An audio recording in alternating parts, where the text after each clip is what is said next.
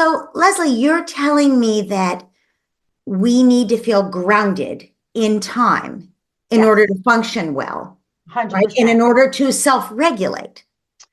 Well, I also think a lot of it is that we think about time as being invisible.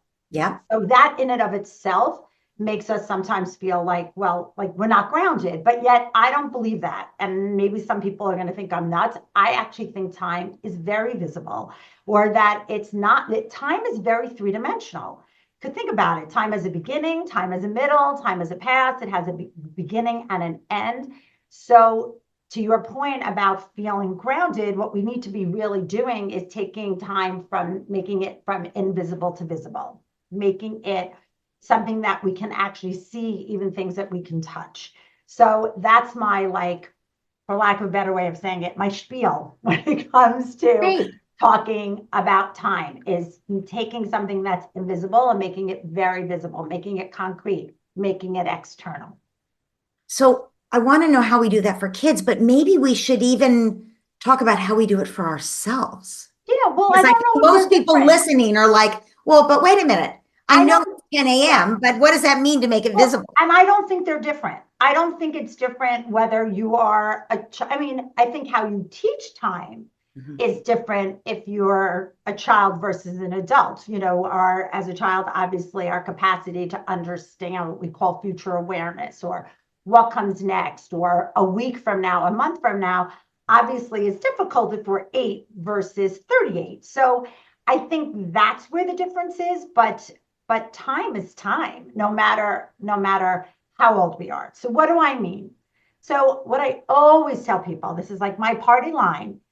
I have two party lines, I should say. Number one is you cannot be expected to manage your time if you cannot see it, right? And I think as parents, and listen, I need to say this, like, I am a parent. Granted, I'm an older parent. My kids are grown and grown, but I'm not here to disparage parents in any way. Anyone here who's viewing this is an amazing parent because they're spending time with us today. So that I need to say that. But what I think as parents, we just assume that if we just tell our kids something, that they will understand it and grasp it. And when it comes to time, that's not true. I don't think that's true in anything, but I feel in time even more so. Your child or you needs to see time to be able to manage it. How do we do that? We need to be taking time, making it external, so we can therefore internalize it. What do I mean by that? What I mean is any way that you can make time three-dimensional by using calendars, clocks, timers, watches, even a phone as an adult.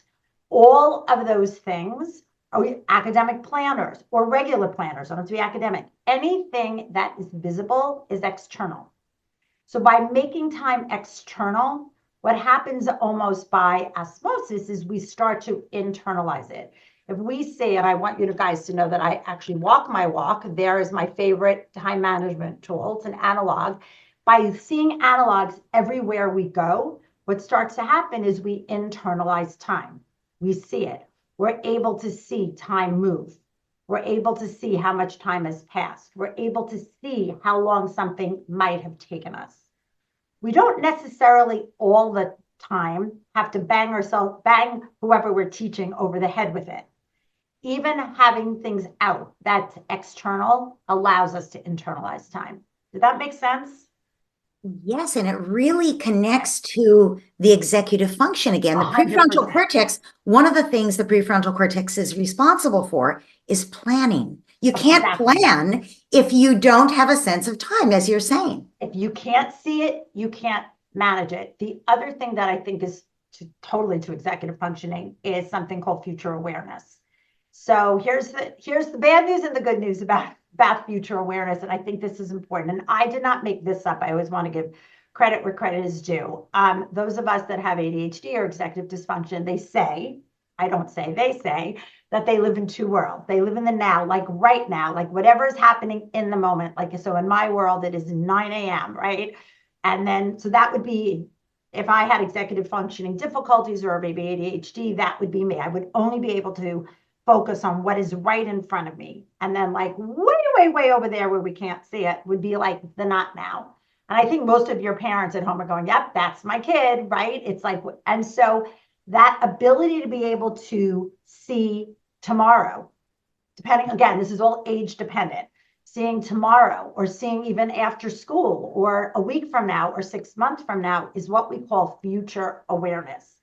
And it's not only the ability to see time in the future, it's also able to act on anything that needs to be done. And we know this for kids, particularly who might have a paper due in 2 weeks. Now, here's the good news. So all of you don't like come at me.